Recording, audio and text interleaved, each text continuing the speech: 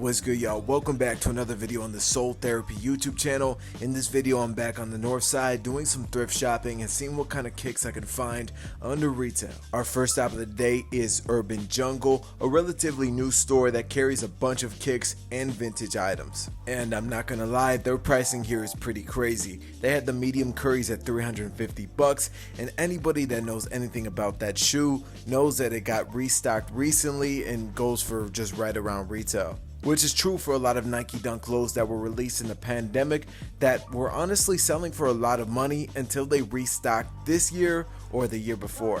Which just goes to show, buy what you like, because the prices in the market, it's gonna always shift. My prime example of that has to be the Black Cat 4s that were absolutely sitting when they first released, and now they're going for over $1,000 new.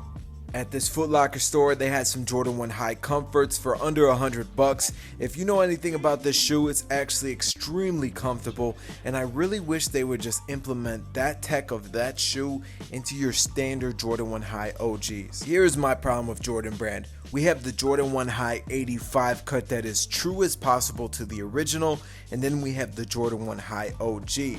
Let's say, the OG really isn't even that close to the 85 spec on how the shoe was originally intended.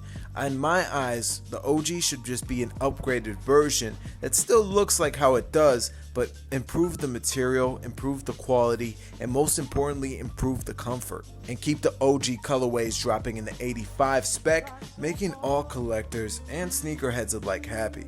Seems like common sense, but maybe Nike should hire me.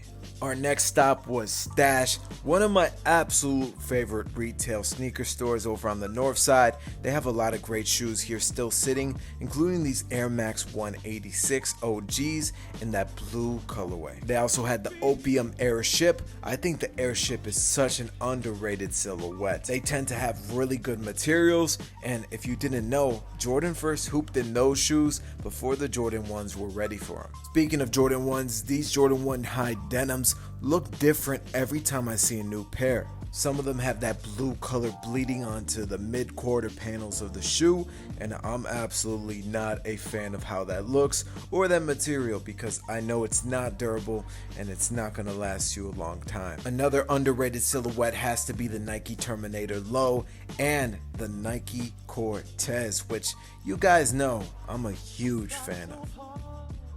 Our next stop was Boneyard, and shout out to the employees who work here. Not only are they super cool, but they're very knowledgeable about sneakers, and I find myself having conversations with them all the time. With that being said, they usually have some great deals on used kicks, including these artisanal Jordan 1 Reds that are basically brand new, and they only wanted $80 for them. I've never seen these Jordan 5s in person, and that's just a little bit too much elephant print if you ask me. I regret getting rid of my Jordan 1 High 85s in the black and white colorway. I've grown to really enjoy collecting the 85s and wish I would have held on to those. The next store we slid over to was 2nd Street, and I always find one or two steals in this store. The first shoe that caught my attention were those Jordan 4 Years. They were my size 12, and they wanted $229, which is right around retail for them, and they look to be in great condition. With that being said, I am excited for those new Near Jordan 4s that are going to be featuring the same colorway but just in a lighter shade.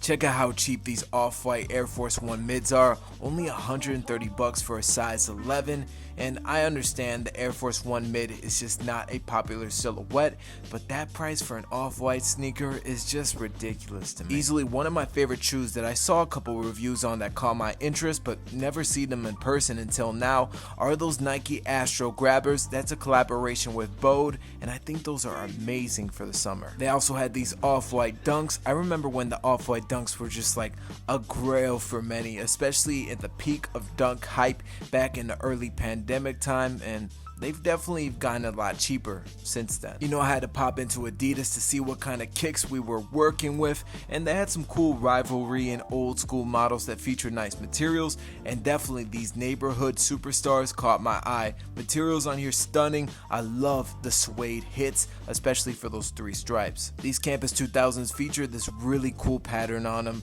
and these Sambas were nice, especially if you're a Brazil fan.